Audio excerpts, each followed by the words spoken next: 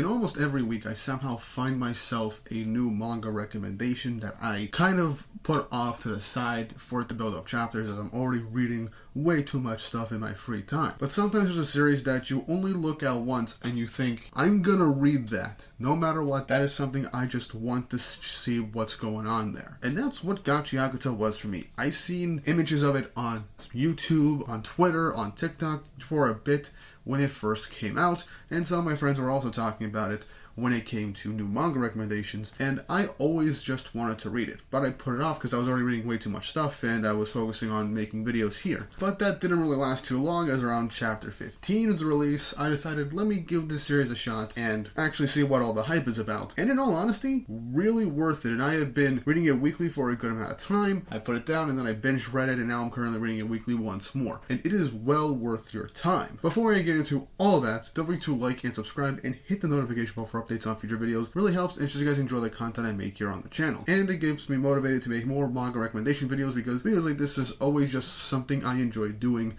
in between the regular stuff I do here on the channel. Heck, if this video does well, I might make videos on Gachiakuta in the future. So let's keep that in mind. But with all that's done, let's get right into this video. Gachiakuta is a manga that started in Weekly Shonen Magazine back in 2022, and it is illustrated by Kei Urano. And an interesting thing about this mangaka is that they were actually a previous assistant to Atsushi Okubo while they were working on Fire Force. And they were actually an already big fan of Okubo's work for a long time before becoming an assistant, which honestly really showcases in how the series is presented and in the overall art style. You can see Okubo's influence and inspirations through Urano's artwork and how the series has just been progressing thus far. It's even to the point that once Fire Force ended, Okubo essentially named Urano his successor, and that built up a lot of hype around Gachiakuta. That's one of the main reasons why people started hyping up Gachiakuta based off of some of the promotional images in the first chapter. It's Okubo, a very well-known mangaka who made two very well-loved series, literally giving his blessing and full-on recommendations and faith into this new mangaka who is just starting their first ever weekly serialization. And that is honestly very encouraging, because one thing that gets a lot of people hyped up for a new series,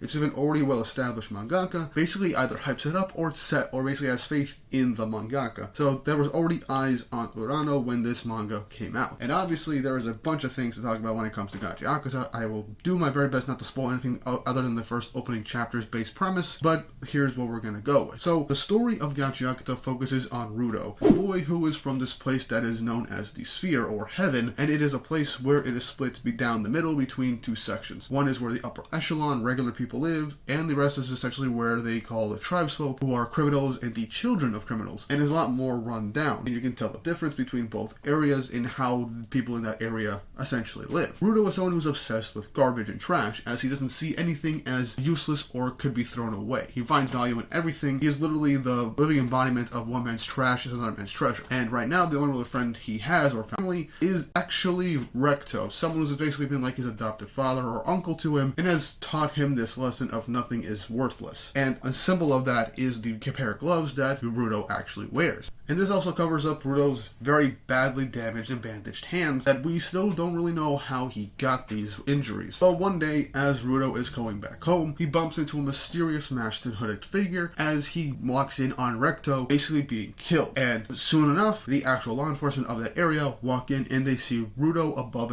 his friend's dead body, and he's instantly accused of murder and is being sentenced to go down into the abyss, which in this world is essentially like a death sentence because nobody comes back from what is known as the abyss. And in that crowd, Rudo actually sees this masked figure that he saw previously, and he instantly thinks that this is the person that killed Recto, and we are also led to believe that this is most likely the possibility because, this situation basically is perfectly fitting. Before he's sentenced down into this area, he ends up declaring that he's going to drag this place down and kill the person that took out Recto, and Rudo is placed down into the abyss. And after he seemingly sees some mysterious being as he falls down, he wakes up in a pile of trash, and he is in the area known as the abyss. somehow unharmed, as he's basically supposed to essentially die once he reaches that. But once he wakes up, he's immediately attacked by these giant monstrosities that are called trash beasts. And soon enough, he is inevitably saved by Engine, the mentor figure of this series, and he is also a member of this group called the Cleaners. And we find out that in this world, trash is basically everywhere, constantly falls from the sky, and there are different towns and areas built where people actually live. And after meeting Engine, some shenanigans ensue, and Rudo ends up becoming a member of the Cleaners in order to find a way to go back up to where he came from in order to get his revenge on the person that sent him down here and framed him for murder and killed his friend, as we explore the area of this abyss and all the different places and people in this new world that we find ourselves in. And through this adventure, so far, we meet a bunch of different people, go to a couple of different areas with their own unique sense of styles and own sense of culture. And we're only 79 chapters in at the point of me recording this video, but there is a lot of really good world building and the mystery of what the build-up between what is known as heaven and the abyss is, and also why there are specific people that want to try and go up to the abyss, who was the masked person, and how could travel between these two areas even be possible. And how did Rudo survive from basically being plunged down into this abyss? And there's also the mystery of how these two worlds came to be. Why do we have this place called as heaven or the sphere, and why do we have this abyss? That's something that is in the background, and we want to know the actual origins of what these things are, and what is this giant creature thing that we saw when Rudo was falling down into the abyss. And that's just the baseline story and premise. The characters that we meet in this series are actually very well introduced, and I think they're written very well with their own unique personalities and even abilities.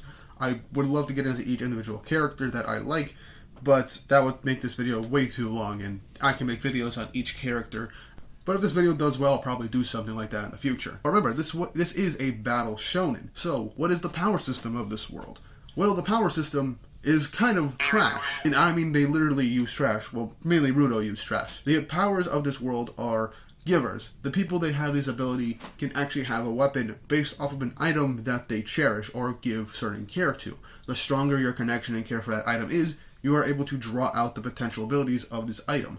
Like the character of Rio cares for a bunch of scissors, and she essentially makes them into giant scissors that she fights using her legs. And the weapons that givers use are called vital instruments. And these vital instruments are very important to the power system, as the only way you can draw out this ability of a giver is with an item that they care for. And there is variety in these abilities depending on the item, and the creativity with each particular item that a giver ends up wielding and uses their abilities of is actually kind of cool. I will not lie, and it's something that really drew me into the power system. And Rudo's ability in and of itself is actually very fitting for him as a character, which is essentially the ability to take trash and make anything into a jinky. And that's mainly because of his jinky, his gloves, which is the literal embodiment of reduce, reuse, recycle. Also, really something that's actually very quick, kind of minor spoiler. He literally just gave these gloves an actual name, 3RS, which is literally reduce, reuse, recycle. It is on the nose, but it's quite literally his ability. And Rudo's ability with this gloves is that any piece of trash he finds, he's able to essentially revitalize it and upgrade it into a weapon, transform what he touches into a jinky with a variety of different abilities depending on how it's used. And I can make a video on Rudo's abilities at some point, but this gives Rudo a ton of different variety in battle and allows him to actually think on the fly and perhaps even use somebody else's vital instrument, because he quite literally does not view anything as worthless. He finds value in everything. That's how he was brought up by Recto. And it's its core belief. He cares about these items. He doesn't want these things to be thrown away or discarded. Obviously, due to his own personal experiences of life and what it was taught. And that is a very nice thing to have for a main character's abilities, fully tie into the core of who they are. And for a world where any item that you see value in can be considered a weapon if you're a giver, and it has a variety of different abilities depending on the item and what this item is being cared for by this potential giver, it's very cool. And it makes the fights very interesting and fun to follow. But here's the thing. All of this is great, but I don't think it would be nearly as impressive, as engaging, or as attention-grabbing if it wasn't for the amazing artwork for this series. Urano's artwork is honestly fairly unique from what I've seen from a lot of manga that I'm currently watching right now, in terms of how it's both detailed and at some points simplistic, with a very rough and a grungy art style, to the point where you're like, this isn't like super neat, and it fits where the series kind of takes place in. Nothing super neat, it's kind of messy, and it's honestly very engaging to read, because it also ends up giving Urano a sense of fluidity with her action scenes, and even the paneling work in this manga is something that I honestly kind of enjoy. Whenever we have manga, different mangaka have different ways of laying out their panels depending on certain fights, certain character actions, or certain moments. And I think Urano does this in a very nice way that flows with her art style as well. And the grunginess and detail in everything that she draws is something that I really have come to appreciate, and it's one of the main reasons why I'm reading this series. It makes the art of the series actually pop and really fits the story that's being told. To the point where I really think that this series would not be as good as it is if it wasn't for Urano's artwork. It really sells the series, and it really makes me want to keep reading. There's also the very talented work by another artist that Urano actually has that draws a lot of the cover and color imagery in her manga. That's Ando Hideyoshi, and you can actually follow them on Twitter and stuff like that, which is really cool. But he has a really nice graffiti-esque art style that we put in a lot of these cover images and color spreads that also gives the series a very cool sense of style. And again, it fits the tone of the series as a whole. Also, fun fact, there is like a whole mini section in this story where the main group goes to a place called Graffiti Town. It's just a really cool thing to look at, and we also get like a nice cover image of just this artist's graffiti-esque art, and it's honestly very cool. But it's another thing that sells to the point of the series, as well as just giving it its own sense of identity and style. And that's what a lot of new manga really should be doing, giving itself its own unique essence and idea of what it could really provide for the readers in terms of its artwork. Now obviously Urano has a lot of influence from Otsuchi Okubo's work on Soul Eater and Fire Force, and you can literally tell with a lot of the imagery used in this manga. And I think it really fits because a lot of people have called this like the next Soul Eater, or the succession of Soul Eater, which it technically kind of is, with how Okubo himself essentially gave her his blessing as his successor. And it's just a very nice thing to see when an assistant has a really cool, unique idea for a series, and it's being allowed to flourish and actually grow a fan base. And with 79 chapters in right now, going in for 2 full years, I do expect by the end of 2024, we might even get an anime adaptation announcement for this series at some point. As by the middle of next year, it's going to reach 100 chapters, so once we get to the end of 2024, we might get the announcement of an anime. But I'm getting ahead of myself there. But yeah, those are all the main things that I really enjoy about Gachiakuta and why I should give it a really good watch.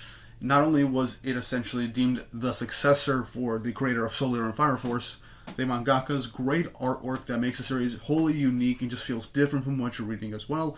The really cool and engaging story and world building, the nice characters, and the power system is also very fun and creative with the actual cool action scenes that we see in the series. But something I didn't mention up until now was the antagonist groups that we see in the series. Primarily, one antagonist group that we encounter a few times, and in the current aspect of the manga, we are currently in most likely the end game of an arc against this group that might actually be one of the main antagonists overarching throughout the entire story. And the main villain that's being built up from this is very cool and engaging. Zodal is a character that when I first got introduced to him, I instantly felt a presence of a great villain. He has this aura around him, how he's drawn, how he's presented, even with his speech bubbles and how he interacts with characters and thinks things through. It's something that I feel is different and kind of lacking from a lot of mainline shonen series that have started. Not every series has this main bad guy or this big bad introduced fairly early in its run that is going to stick around for a while, but instantly grabs you and gives off a very strong impression of their menace and their strength. And a lot of that has come from his own choices of dialogue and how he interacts with the main character, which we only saw him fight briefly in like a single chapter against Rudo, but it's just something that I find very engaging. And I just feel like it's something that a lot of current new gen manga are kind of lacking right now, at least in my opinion. Obviously I could be wrong, but I mean in opening main villains, it's something that we don't get a lot in with new gen manga,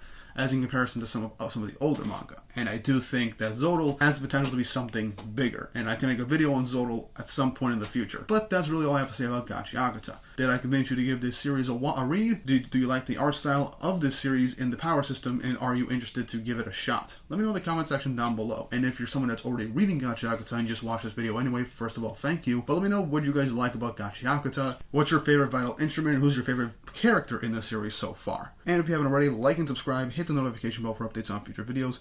Really helps and ensures you guys enjoy the content I make here on the channel. And if the video does well, I will make more videos on Gachiakuta, and maybe I'll make chapter reviews for the series in the future if I'm able to. And as a bonus, if this video makes it to 5K views by the end of this year, I will end up making a video on Zodal and Rudo in January and February of 2024. So there's some incentive there, because I do want to talk about these characters in the future and their abilities. But that's all I got for you guys today. I hope you all enjoyed, and I hope you all have an awesome day.